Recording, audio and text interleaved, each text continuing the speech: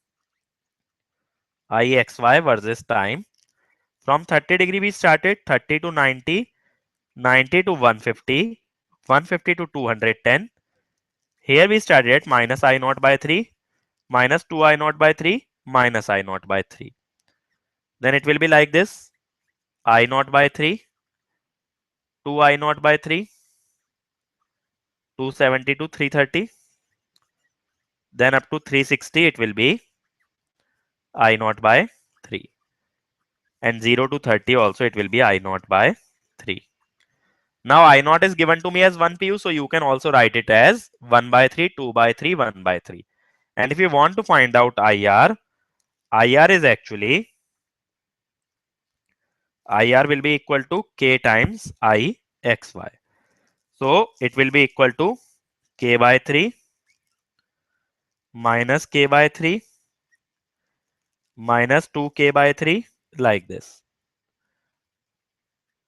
Okay, that will be the current waveform. So that is how you solve the problems if you have been given the transformer along with a rectifier. Okay, so this will be the answer to the given problem. This problem appeared in GATE examination and it is one of the finest problem that you can see on the rectifiers. Okay, in the next problem, it is saying the parameters measured for a 220 by 110 volt single phase transformer.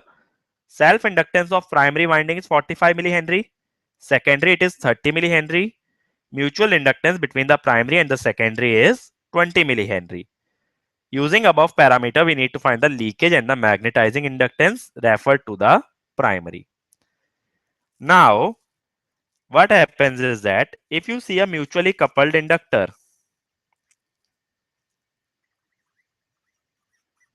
like this, suppose here is a dot, here is a dot. Current here is I1, current here is I2. It has a self-inductance L1, L2, and the mutual is M. Okay. But if we see the model of the transformer referred to the primary, then what happens? The model is something like this.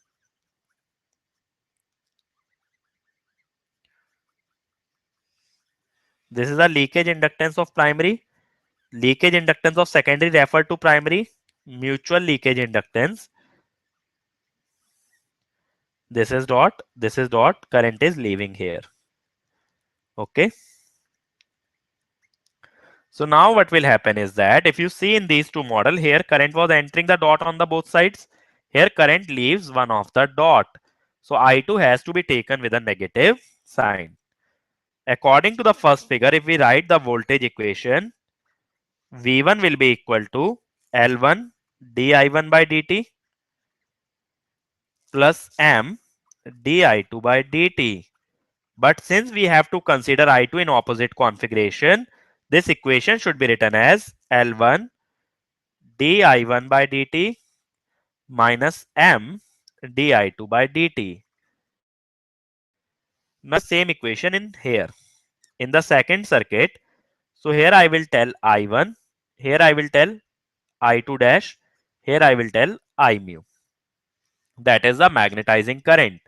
So if we write the KVL, V1 is equal to L1 di1 by dt plus Lm di mu by dt. I am just writing the KVL like this, which means L1 di1 by dt.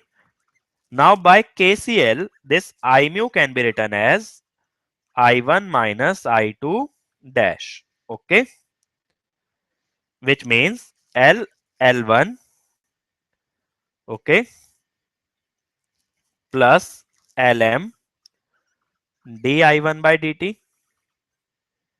Then next will be minus Lm di2 dash by dt.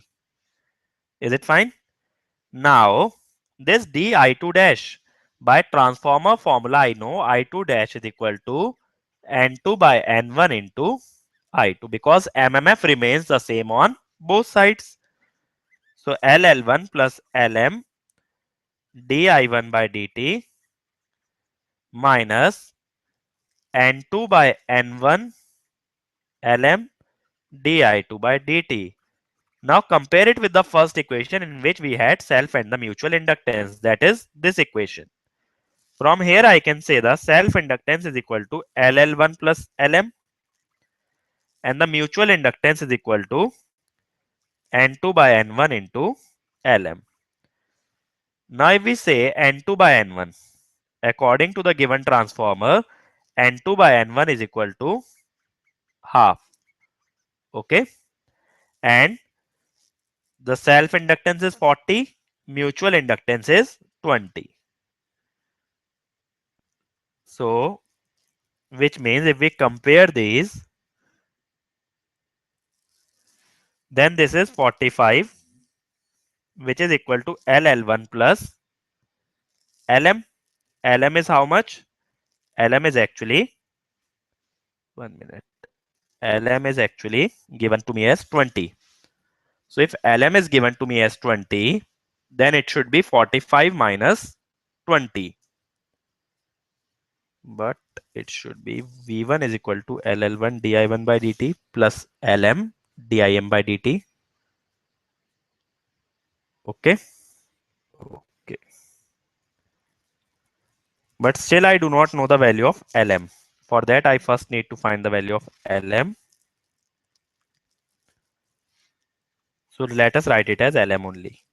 Now m is given to me as 20, which is equal to n2 by n1. n2 by n1 is actually how much? n2 by n1 we just now saw it is equal to half.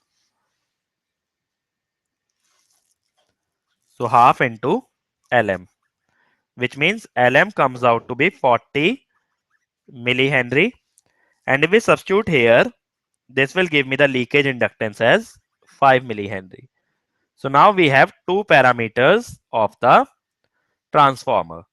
What we need right now is the next parameter, that is LL2. For that, let me rub this equation. We will have to form another set of equation based on the voltage V2. That is the voltage of the secondary side of the transformer. So we again will form two equations, one based on the self and the mutual inductance, other based on the leakage and the magnetizing inductance. Is it fine?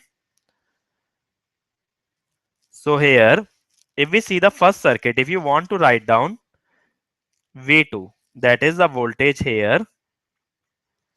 So V2 will be written as L2 di2 by dt plus M di1 by dt. But since we are reversing the polarity of I2, I will write it as M di1 by dt minus L2 di2 by dt. So we have this equation. Next equation we have to form from the second circuit. V2 is the voltage here. So I will write it as V2 dash. Now V2 dash is related to V2 just by the turns ratio. I can say V2 dash is equal to N1 by N2 into V2. Or you can say V2 is equal to N2 by N1 into V2 dash. This V2 dash can be written in terms of V2 dash will be equal to V1 minus LL1 di1 by dt minus LL2 di2 dash by dt. Okay. Now V1 can itself be written in terms of LL1 and LM. How to write V1? We just now used one equation for V1. V1 was LL1 di1 by dt plus LM d by dt of I1 minus I2 dash minus LL2 di2 dash by dt. Okay. So now if we simplify this equation, what we will get? N1 will be minus LL1 di1 dash by dt. Sorry, di1 by dt.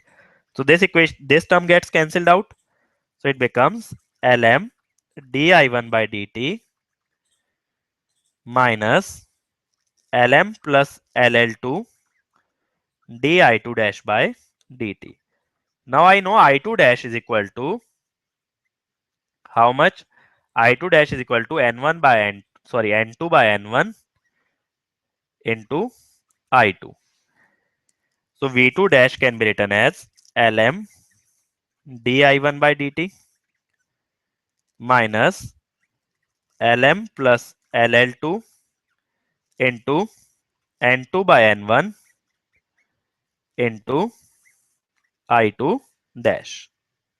Sorry, N2 by N1 into I2. This will not be I2 dash. This will be simply I2. But we need V2. So we will multiply this equation by N2 by N1. So N2 by N1 Lm into di1 by dt minus N2 by N1 square Lm plus LL2 di2 by dt. This will be di2 by dt here. Okay. Now if we compare with the equation that we just now wrote above, this equation. So I can say that L2 is equal to, that is the coefficient of di2 by dt. That coefficient L2 here is equal to Lm plus LL2 into N2 by N1 whole square. N2 by N1 was half. So it becomes Lm plus LL2 by 4. Now L2 here is given to me as 30. 30 into 4 will be 120. Lm was 40 plus LL2, which means LL2 will come out to be 80 millihenry. So that is how we determine all the parameters. If you want the general formulae can be written as L1 should be equal to the self inductance of the primary minus N2 by N1, sorry, N1 by N2 it should be.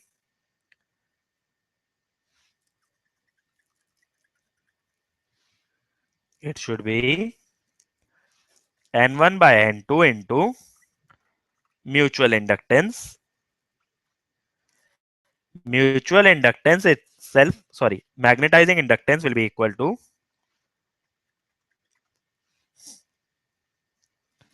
magnetizing inductance is equal to N1 by N2 into mutual inductance. LL2 is equal to N1 by N2 square into L2 minus, you can write down Lm. Okay. This way you can find out all the three parameters. These all three parameters are referred to the primary side of the transformer. So you can remember the formula, the derivation I have just now told you how these have been derived. In the next problem, it is giving me a Schmidt trigger circuit and it's asking me to find the positive going and the negative going voltage of the hysteresis loop. That is, it is asking me to find the upper triggering point and the lower triggering point. Now, whenever you are solving any problem based on the Schmidt trigger, what you have to do is you will have to assume the V naught equal to Vset once, and it should also be equal to minus Vset another time. So first of all, let me assume that V naught is equal to plus Vset, that is 12 volt. Now, if I know V naught is equal to 12 volt, we need to find the voltage of the feedback point, that is here. Because if the input voltage Vi is more than this V positive, then the negative voltage is more than the positive, the output of the Schmidt trigger or the comparator will go to the minus Vset. So it is the triggering point of the Schmidt trigger. What I mean to say is whenever the output changes its value from plus Vset to minus Vset or vice versa, that is known as triggering point. So if Vi crosses 12 volt, the output will go from plus 12 to minus 12. Now if V naught is plus 12, then what happens? This diode will become forward bias and this will be reverse bias. So you can leave this all. Okay. Just you have to consider this 3 kilo ohm. Now the voltage at the positive terminal will be due to three sources, 10 volt, minus 10 volt and the V naught.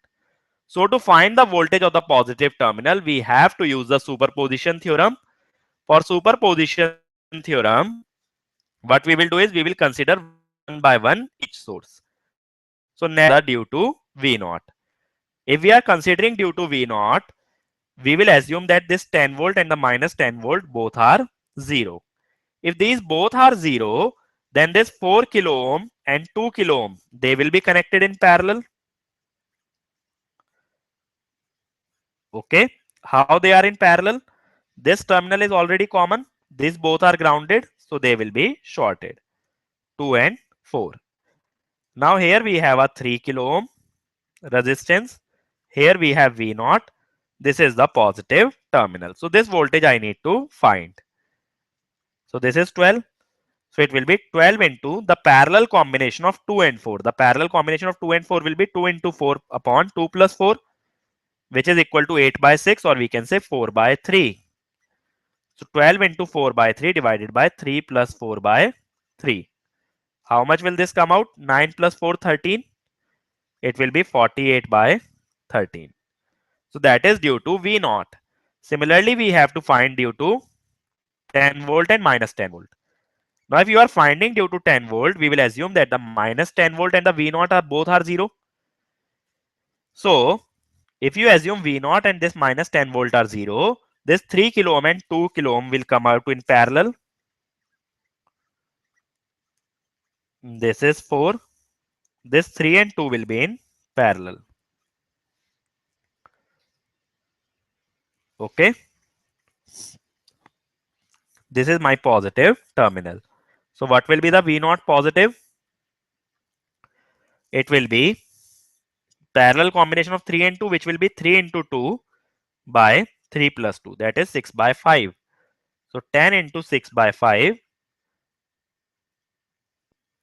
upon 4 plus 6 by 5. That is the parallel combination of 3 and 2. Okay. So it will come out to be 30 by 13. If you take minus 10 volt, then in a similar manner, 4 and the 3 kilo ohm resistor will be in parallel, because 10 volt and the V naught will be in parallel, or both will be taken as 0, so they will come out in parallel. And here we will have 3 resistor of 3 kilo ohm. Here we will have minus 10 volt. This is the positive terminal. So the parallel combination of 4 and 2 will be equal to 4 into 2 by 4 plus 2. That is equal to 8 by 6 or 4 by 3. So the positive terminal voltage will be equal to minus 10 into 4 by 3 divided by 3 plus 4 by 3. It will come out to be how much? 1 minute. 4 and the 3 kilo ohm must be in parallel. This should be 2 kilo ohm. So 4 into 3 over 4 plus 3, which will come out to be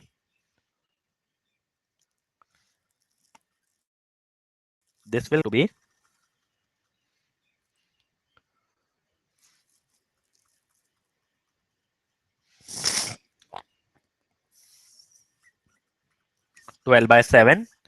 So V naught positive will be minus 2 into 12 by 7 over 2 plus 12 by 7. So how much will this come out to be? Minus 60 by 13. Now based on superposition theorem, we will take the sum of all the voltages, which will be 48 plus 30 minus 60 by 13, which comes out to be 18 by 13. Which means if input crosses 18 by 13 volt, then what will happen? The output will go from plus 12 to minus 12. Okay. So that way we can find the one of the triggering points. To find the next triggering point, what you have to do is you have to consider the output as minus 12 volt. Okay. Then again find the voltage of the positive terminal due to all the three inputs, that is 10, minus 10 and V naught. Okay. And then take the sum of all those outputs to find the other triggering point. So let us see what happens in that case. In that case, if you are assuming V naught equal to minus 12, then which of the diode will be forward biased? Now D1 will be forward biased and D2 will be reverse biased. If V naught is minus 12, this will be forward bias and this will be reverse. Which means the resistance associated with V naught is now 4 kilo ohm. So if you are finding positive terminal voltage due to minus 12, then you will keep 10 and minus 10 as 0. So they will be parallelly connected. So the parallel combination of 4 and 2 will be 4 into 2 by 4 plus 2. That is equal to 8 by 6, or we can say 4 by 3. So V naught positive will be minus 12 into 4 by 3 divided by resistance with the V naught is 4. 4 plus 4 by 3. That is just the potential divider. So how much will this come out to be? 16. 48 by 16, which will come out to be minus 3 volt. Now if you are finding due to 10 volt, you will short circuit minus 10 volt and V naught, due to which this 2 and 4 will come in parallel. If 2 and 4 comes in parallel, then the equivalent will be 4 by 3. So V naught positive will be 10 into 4 by 3 divided by 4 plus 4 by 3, which comes out to be 2.5 volt. Due to minus 10 volt, we will short circuit 10 volt and the V naught, due to which this 4 and this 4 will come in parallel. If 4 and 4 are in parallel, the equivalent resistance will be 2. So the voltage due to minus 10 will be minus 10 into 2 by 2 plus 2, which comes out to be minus 5 volt. So if you take the sum of these voltage, minus 3 minus 5 is minus 8 plus 2.5, which will become minus 5.5 volt. So that is the other triggering point, which means if Vi goes below minus 5.5 volt, the output will go from minus 12 volt to plus 12 volt. So if you want to draw the hysteresis loop, so we have the two triggering point. One is 18 by 13. One is minus 5.5. So if input goes below minus 5.5 volt, then it will go from minus 12 to plus 12. Okay. Or if input goes above 18 by 13, then it will go from plus 12 to minus 12. So that will be my hysteresis loop. Okay. And the width of the hysteresis loop will be 18 by 13 plus 5.5. So that is how you can draw the hysteresis loop for the Schmidt trigger. So the questions based on Schmidt trigger are pretty simple. What you have to do is you have to find the triggering point. How you do that? You assume the V naught as plus V set and minus V set one by one and find out the value of the positive terminal or the negative terminal wherever you want to find the voltage. In the next problem, it is telling me a three-phase slip ring induction motor is provided with a commutator winding. Okay. Till now we have studied commutator only in DC machines, but now it is associating commutator in the induction machine. So first let us go over the concept of commutator. What is a commutator? It is a split ring which keeps the magnetic field stationary in space. Okay. Now motor rotates in the clockwise direction when the rotor windings are closed. When you short circuit the rotor, what happens? The rotation of the rotor is in the same direction as the magnetic field. Okay. Because rotor tries to catch the magnetic field. Due to this, what happens? It means the magnetic field is rotating in the clockwise direction. So this statement is given to me because it is telling me the direction of rotation of the magnetic field. Now the rotor windings is open circuited. That means there is no current in the rotor, which means the torque will not be produced in the rotor section. Okay. Because if rotor windings are short circuited, there will be current, and by Lorentz force law, there will be torque. But now these are open, so no current and no torque. Now rotor is rotated at a speed Fr with the help of prime mover in the anti-clockwise direction, which means rotor and the magnetic field due to stator are rotating in the opposite direction. Then frequency across the slip rings is F1. Is it fine? So the slip ring frequency F1 should be equal to F plus Fr. Why? Because now the slip S, it depends on the relative speed. The relative speed will be equal to Ns plus Nr. Why? Because both the magnetic field and the rotor are rotating in the opposite direction. So that will be the frequency of EMF induced across the slip ring. And voltage across the commutator brushes is F2. Now these commutator brushes are stationary in space. So if they are stationary in space, the relative speed of the magnetic field with respect to the commutator brushes, this relative speed will be equal to F. Okay, or it will be corresponding to F, or you can say it is equal to Ns, which means F2 will be equal to F. So what I mean to say is the relative speed of the magnetic field with respect to slip rings is Ns plus Nr. So the frequency induced is F1 plus Fr. The relative speed with respect to the commutator brushes is only Fns. So the frequency induced will be F. So that is the only concept based on the commutator winding. In the next problem, it is giving me a coupled circuit and it is asking me to find the value of the current I1t, V1t, that is the supply is given to me. Now if you carefully observe V1t, it is a sinusoidal source. If it is a sinusoidal source, it means we are dealing with the steady state analysis and not the transient analysis. If you are dealing with the steady state analysis, you have to use the concept of phasors, or you can say reactances and impedances. So which means I will have to convert this circuit in terms of impedances. Other thing that you must observe for the mutual inductance is that current is entering in one dot and current is leaving in another, which means the EMF due to mutual inductance shall be taken as negative. Okay. So what will be the reactance of this 1 Henry? It will be J1. For capacitance, 1 by J1. For this inductance, J2. For mutual, it will be J1. Now if we find out the currents, current in the capacitor will be I1 minus I2. Okay, just by KCL. So if you want to apply the KVL, what you will do is, first let us apply the KVL in this loop. Okay, that is V1 is equal to J1 into I1. Then mutual inductance has to be taken as negative because current is entering actually both the dots. Current is entering here also, current is entering here also. So the mutually induced EMF will be taken as positive. Mutual inductance is 1. So it will be J1 into I2. That is the mutually induced EMF plus capacitor voltage, that is Vc. So this will be my first equation. For the second, we will apply KVL in this loop, in the second loop. So here Vc will be equal to how much? 2J I2.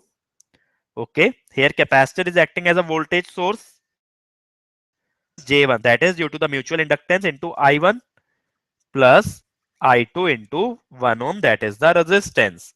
So we have these two equations, and the third equation will be equal to Vc is equal to the current that is flowing in the capacitor I1 minus I2 into the impedance of capacitor, that is minus J1.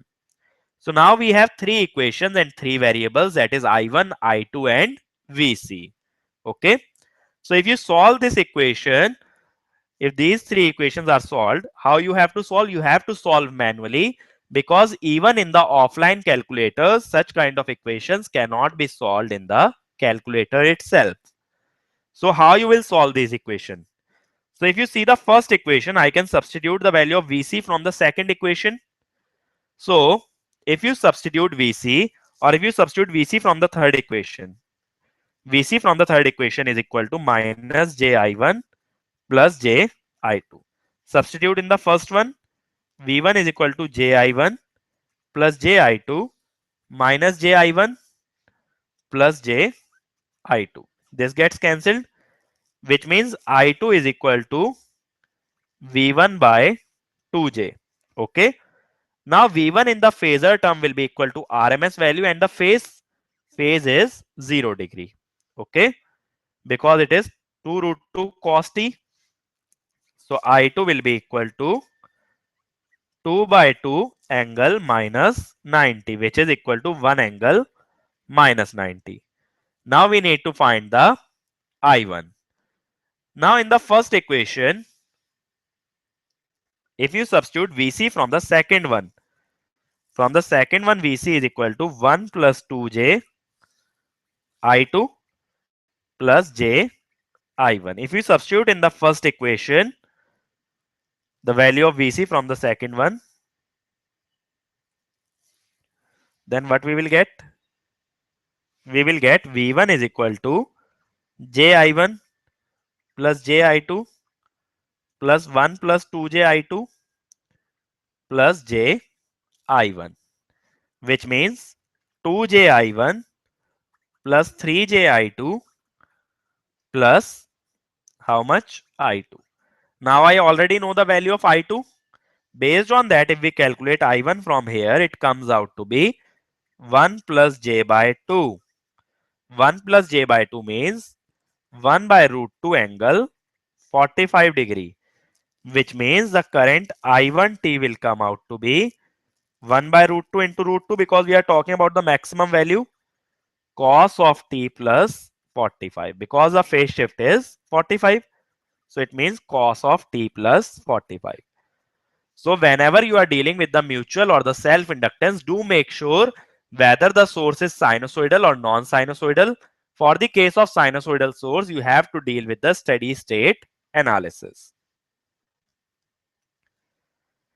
In the next problem, it is based on the electrical machines. A 3 kilowatt series motor runs normally at 800 rpm on a 240 volt supply taking 16 ampere with all the field coils connected in series. Now if the field coils are reconnected in two parallel groups of 2 in series, the load torque varies as the square of the speed, assuming that the flux is proportional to the current and ignoring losses. Now if you are ignoring the losses, what does that mean? Ignoring the losses means you have to ignore the armature resistance also, because armature resistance causes the copper loss, which we are neglecting, which means if you are neglecting armature resistance, the terminal voltage will be equal to the EMF induced or the back EMF. Okay. Next, it is telling me that the flux is proportional to the current. If flux is proportional to the current, it means we are neglecting any saturation, or you can say the characteristics or the magnetizing characteristics are linear. Now, let us see what all data is given to me. Power is given to me as 3 kilowatt, speed as 800 rpm, terminal voltage as 240 volt supply.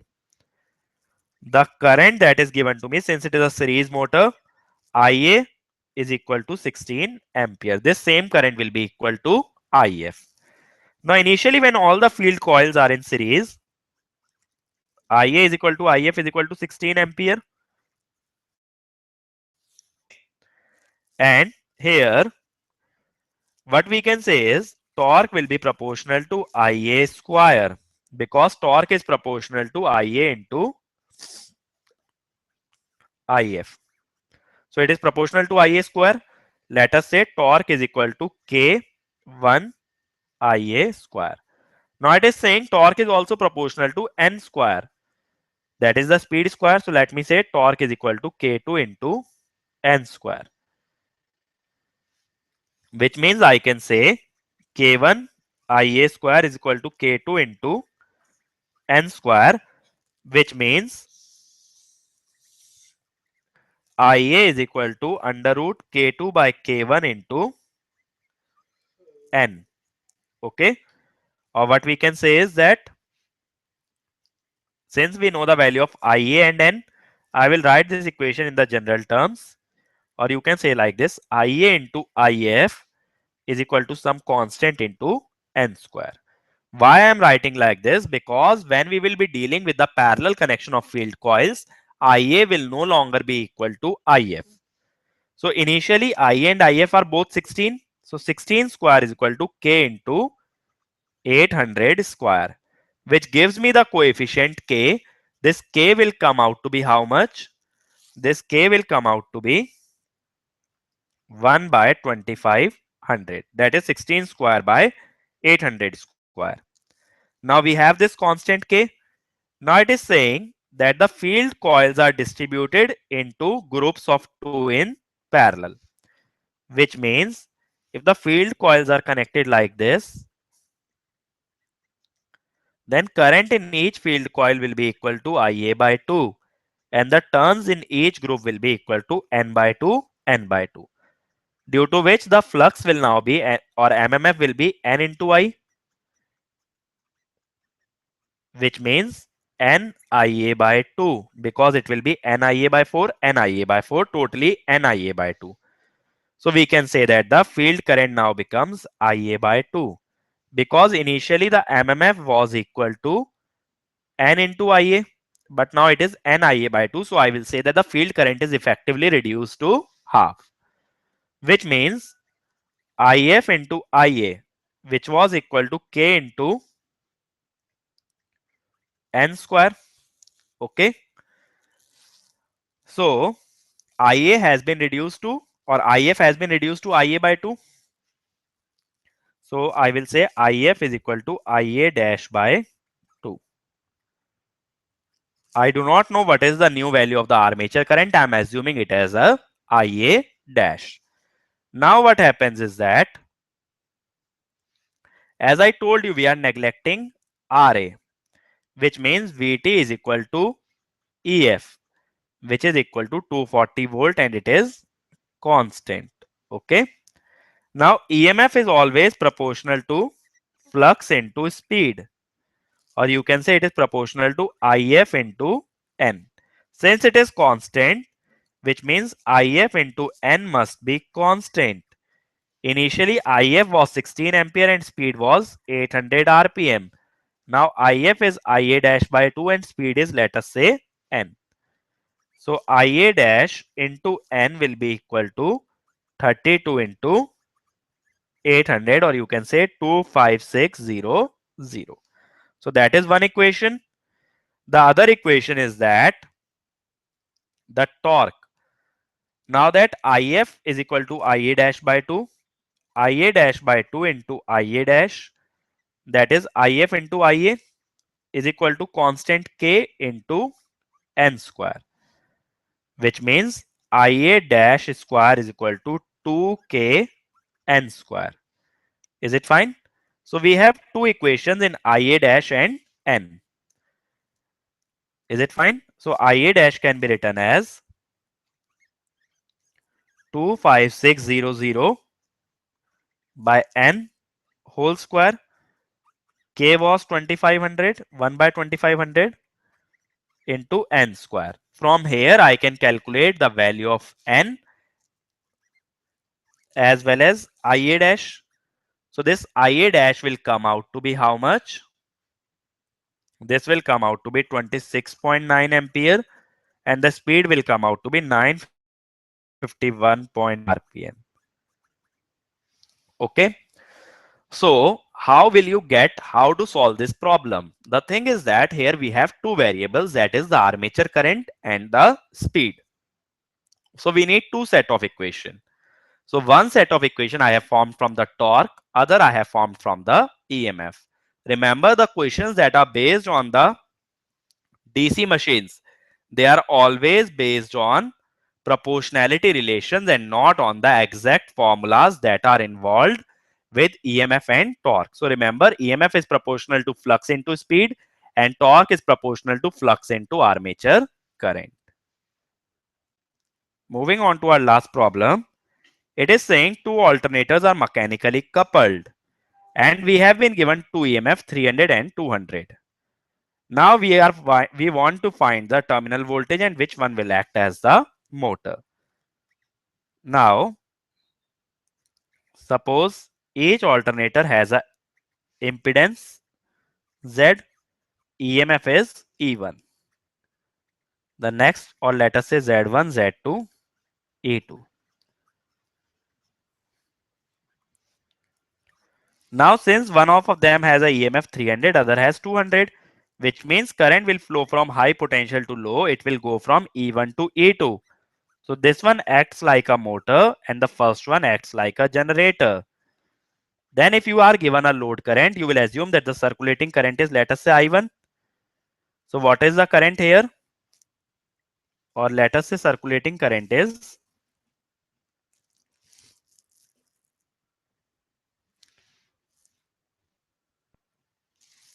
IC. Then the current here is equal to I1 plus IC, and the current here is equal to I2 minus IC. Okay. So that is how you identify which acts as a generator and which one acts as a motor. Okay. To find out what is the terminal voltage, in case there is no load connected, then that means I will be 0. Current of first generator will be IC, second will be equal to minus IC. You can calculate this IC just by doing 300 minus 200 over Z1 plus Z2. That will give me the circulating current IC. I am assuming that there is no load, so I is equal to 0. So the terminal voltage will be equal to E1 minus IC into Z1. So that way you can calculate the terminal voltage. Okay. So it is very simple. The direction of the current will determine which machine will act as a motor and which one will act as a generator. Okay. So these were the questions that I received from your side. Now let us take Q&A that you have posted. So let us start with the first that I received. So first one I have received from Girish Gupta. It is telling there is a circuit in which there is a diode, an inductor and a capacitor, and there is a DC voltage source. Okay. So the circuit in that paper is something like this. There is an inductor, a capacitor and a DC voltage source. Okay. Now we need to find the capacitor voltage in the steady state. Now what happens is that initially this diode will be shorted, diode will be on. So there will be a LC circuit. Remember, in LC circuit we have three type of equations: sine equation, cos equation, 1 minus cos. The inductor current will be given as Vs under root C by L sine omega t, because initially the inductor current is 0. Now what happens is that initially inductor current was 0. After omega t equal to pi, that is for omega t greater than pi, sine omega t becomes negative. If sine omega t becomes negative, then what happens is that current will try to flow in the reverse direction. But this diode will not allow the flow of the reverse current. Due to what will happen is that this diode will be turned off. If this diode gets turned off, this circuit will be opened, and that will be the steady state of the circuit, because now diode will never turn on. Now the equation for the capacitor voltage will be Vs 1 minus cos omega t, because initially the capacitor voltage is 0. If t equal to 0, you will realize 1 minus 1 will be 0. So what will be the capacitor voltage at omega t equal to pi? Cos will become minus 1. If cosine becomes minus 1, 1 minus minus 1 will be 2. So Vc will become 2 Vs, that is 200 volt. So that is the capacitor voltage after the steady state has been reached. Now since the inductor does not carry any current, inductor voltage will be 0. The diode voltage will be equal to Vs minus Vc, which will be minus 100 volt. That is, the diode is reverse biased. Okay. So that is how you solve the LC circuit problem.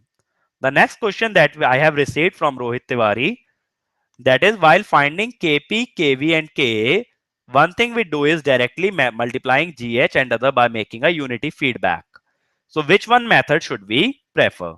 The thing is that when we do directly by using GH, that is known as the actuating error. And when we go by making the unity feedback, that is the steady state error. But according to gate, whenever it is asking the error, so let me make this one thing more clear. So whenever you will see in the gate examination, it will be given like this.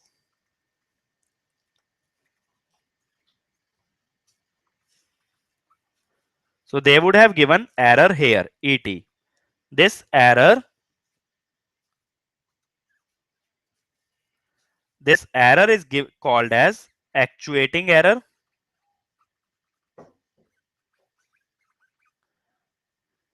Okay. If the error is given just after the summer. But if error is not given here, then it is known as steady state error. But whatever questions have appeared in gate examination till now, they are talking about the actuating error. If we are talking about the actuating error, that is this ET, we have to consider GH directly and evaluate the error constant. Okay. So do not think about this steady state error right now. Just go about the actuating error because the gate will ask about the actuating error.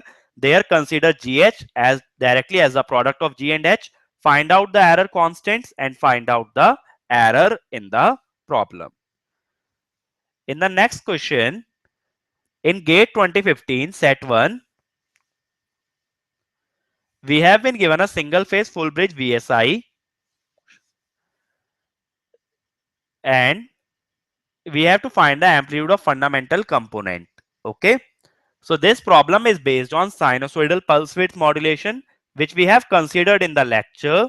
So in VSI, for sinusoidal modulation, for sinusoidal PWM, the output voltage is equal to modulation index into the DC supply voltage. So it will be 70 volt. That is the amplitude of fundamental in the output voltage. After that, what happens is a RLC circuit is given to me. In that, what you have to do is, since we are talking only about the fundamental will be something like Vm sine omega t. So since it is a sinusoidal source, we will convert all the components into the impedances and the reactances. Then you will have to find by the potential divider the value of the output voltage. Okay. Remember, this is the amplitude of the fundamental in the inverter output. So that we have covered in the lectures. You can go through the lecture once again if you are not getting this. Next question is about the priority encoder. In priority encoder, what happens is that the higher order bit has more priority as compared to the lower order bit. If higher order bit has more priority, that means if it is 1, we won't consider the lower order bits. We will directly write the output based on the higher order bits. Is it fine? What does that mean?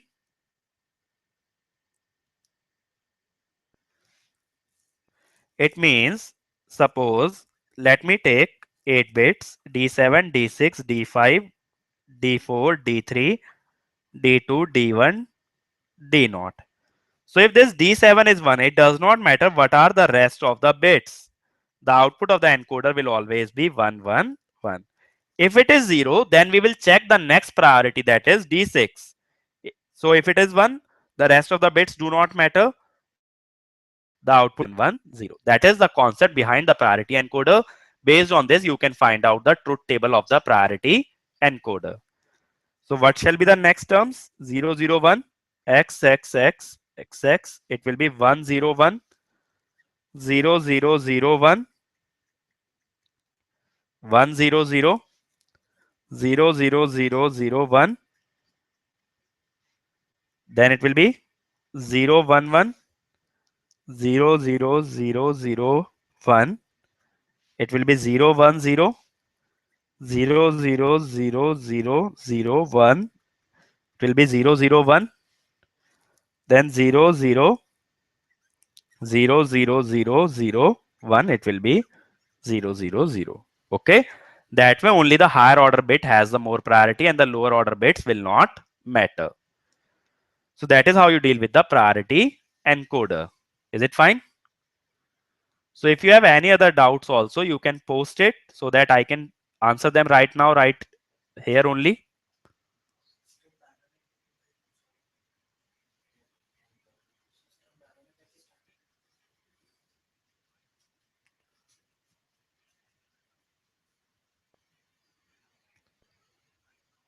Next question is given to me as xt plus xt minus 1 minus xt minus t minus 1. So I have been given a question like yt is equal to xt plus xt minus 1 minus x of minus t minus 1. Now what happens is that here if you write down y2, it depends on x2 plus x1 minus x of minus 3. So it depends on the previous input. So this system will be dynamic. Remember, whenever there is a memory in the system or there is a feedback, that is the output depends on previous or the future inputs, then we have to find out, or we will say the system is dynamic. Is it fine? So that is how you deal with these sort of problems. Next problem is based on again priority encoder. Should we consider this encoder as a adder? For that you have to determine the logic of the output bits. Yes, it will come out as a sum of some of the bits. That is, let me say, okay, this problem. So here if we want to find out, let us say O2, O1, O0. Here if you see which ones are 1, this and this. So it is actually equal to D7. It will be D7 plus D6 plus D5 plus D4. So that way you just have to minimize the expressions for the output. Okay, you have to combine the minterms in order to find the value of the output. Is it fine? So are there any other problems?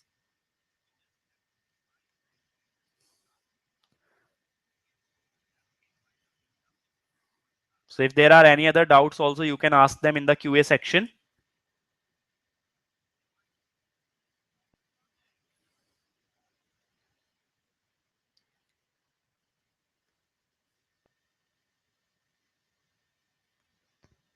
Okay, so let us conclude this webinar. If you have any other doubts, you can post on the doubt solving group that we have provided you with.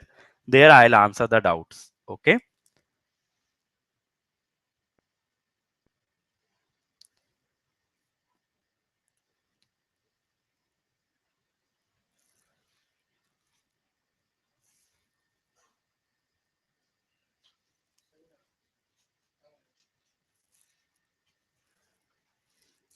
Let us do one thing also.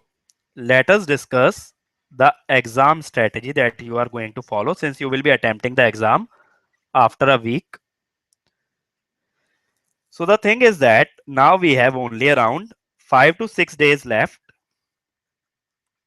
So in these 5 to 6 days, what you can do is do not attempt more than 3 mock tests.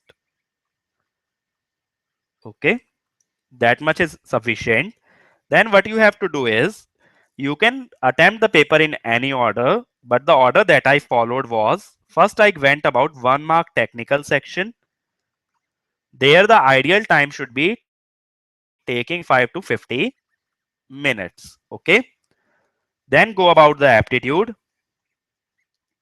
Spend 15 to 20 minutes there so that these two sections are covered in 1 hour 15 minutes. Then go about 2 mark technical section. It is actually the lengthy one. So there spend about 1 hour 15 minutes. So the entire paper is attempted in 2 hour 30 minutes. The rest of the 30 minutes, do not go about attempting any new question. Rather, go about revising the previously solved problems so that you can point out the errors. If you are able to point out 6 to 7 errors, then you will be saving a lot of negative marking and you will be saved from losing a lot of marks. Okay. So that way you can attempt.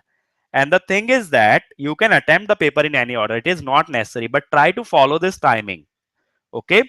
And about the online calculator that you will be using, to avoid that or to solve that using the online calculator in an efficient manner, try to do the calculations manually. Most of the calculations like addition, subtraction, do not get a hang of doing 2 plus 2 equal to 4 on a calculator. That will lose you a lot of time.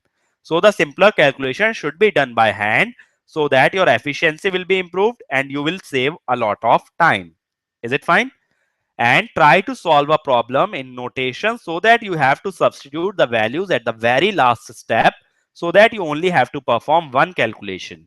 So these some simple hacks can save you a lot of time while using the online Calc. Is it fine? So here I'll conclude this seminar and best of luck to all you guys for the GATE 2016 exam.